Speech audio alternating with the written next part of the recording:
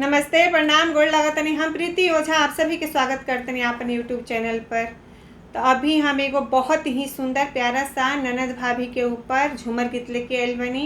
आप सब लोग पूरा गीत जरूर सुनब जा और अच्छा लगी तो एक दूसरे के साथ खूब जम के शेयर करब जा। और आप सब लोग अपन प्यार और आशीर्वाद हमरा ऊपर ऐसे ही बनौले रखी जा। बहुत बहुत धन्यवाद आप सबके, थैंक यू सो मच, दिल से धन्यवाद। चलिए हम गीत सुनाओ तनी, पर आप सब लोग बहुत ज़्यादा शेयर करा जाए गीत के। घेरे घना घर बादरिया ननद मोरे सोने चिड़ैया जे।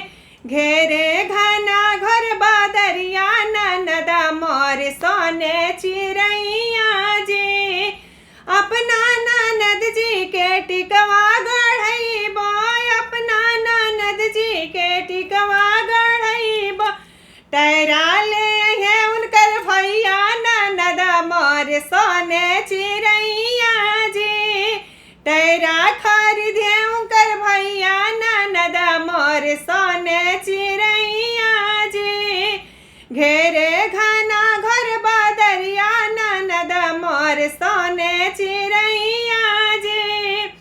अपना ननद जी के चैन बनावैबो, अपना ननद जी के चैन बनावैबो।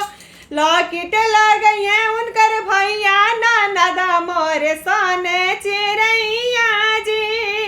लॉकेट लगई है उनकर भैया ननद मोर सोने चिड़ैया जी। घेरे घना घर बादरिया ननद मोर सोने चिड़ैया जी। घेरे घना घर बादरिया ननद मोर सोने चिड़ैया जी। अपना ननद जी के सड़िया खरीदबो, अपना ननद जी के सड़िया खरीदबो। पिनवा लगई है उनकर भैया ननद मोर सोने चिड़ैया जी।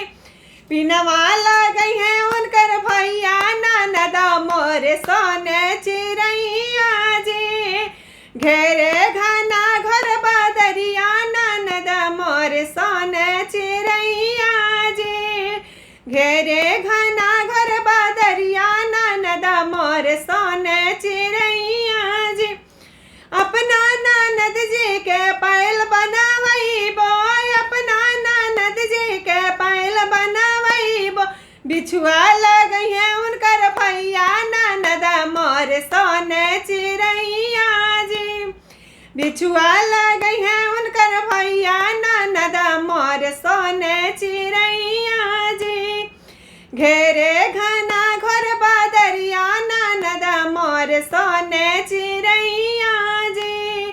घेरे घना घर बादरिया ननद मोर सोने चिड़ैया जी।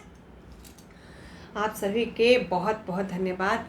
लॉन्ग वीडियो बनावे में, अकेले गीत गावे में बहुत मेहनत बाटे। तो आप सब लोग हमार सपोर्ट करी जा और अपन प्यार आशीर्वाद हमरा ऊपर ऐसे ही बनौले रखी जा।